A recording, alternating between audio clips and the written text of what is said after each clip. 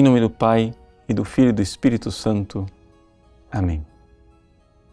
Meus queridos irmãos e irmãs, hoje celebramos a memória do padroeiro dos párocos, São João Maria Vianney. Por que São João Maria Vianney foi escolhido para ser padroeiro dos párocos? Parece um homem tão fora da nossa época, tão fora dos esforços pastorais que se fazem hoje em dia, mas é que ele realmente percebeu o que é ser ministro, ou seja, ser instrumento de Deus, ser instrumento de uma ação que não é propriamente sua. Veja, todo apóstolo, todo verdadeiro apóstolo precisa fecundar o seu apostolado com a oração e o sacrifício. E nesse sentido, São João Maria Vianney é um exemplo luminoso.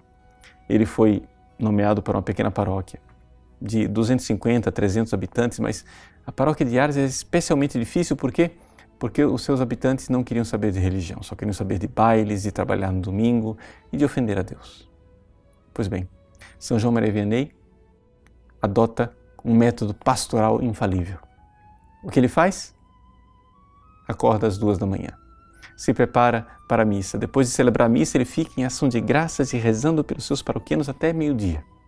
Depois de 10 horas de oração, este homem penitente, que comia muito pouco, que dormia no chão, com tantos sacrifícios, ia para o apostolado. Eis aí as armas de São João Maria Vianney, a oração e o sacrifício, a penitência. É importante nós enxergarmos então o que é um pároco que tem a plena consciência de que a sua obra de evangelização, o seu apostolado não é seu, mas é o próprio Deus quem faz através desse seu sacerdócio. Porque é nisso que consiste o sacerdócio cristão. O sacerdócio cristão consiste num auto-oferecimento, em que a pessoa se configura a Cristo, unido a Cristo, a paixão de Cristo. É ali que a igreja verdadeiramente vai para a frente. É aí que a igreja prospera, é aí que o nosso evangelho, o evangelho que ao qual nós servimos, vai frutificar nos corações. São João Maria Vianney foi nomeado para uma paróquia pequenina. E, no entanto, Ars, como que tornou-se o centro do mundo.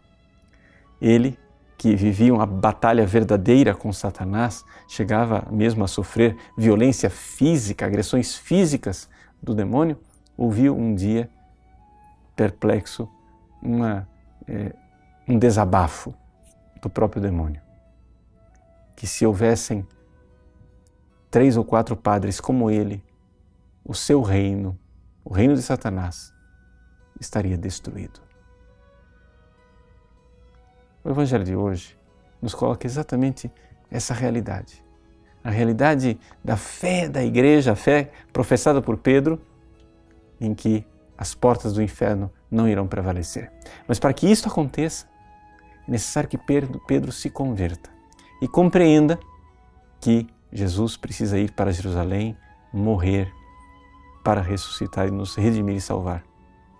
Pedro não entendeu esta lógica estranha de Deus, essa lógica que faz com que, na realidade, na Páscoa, em que nós passamos da dor para o amor, da morte para uma vida nova, ali acontece a redenção e o resgate da humanidade. Mas nós, na nossa vida concretamente, seguindo o exemplo de São João Maria Vianney, iluminados pelo Evangelho de hoje, nós temos que entender isto.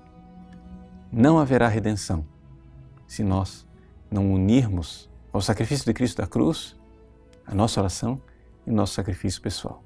É isso que propulsiona o nosso apostolado. Que São João Maria Vianney seja para nós um exemplo luminoso e a chave de leitura deste Evangelho de hoje, para que as portas do inferno não prevaleçam sobre a igreja e na nossa vida. Deus abençoe você.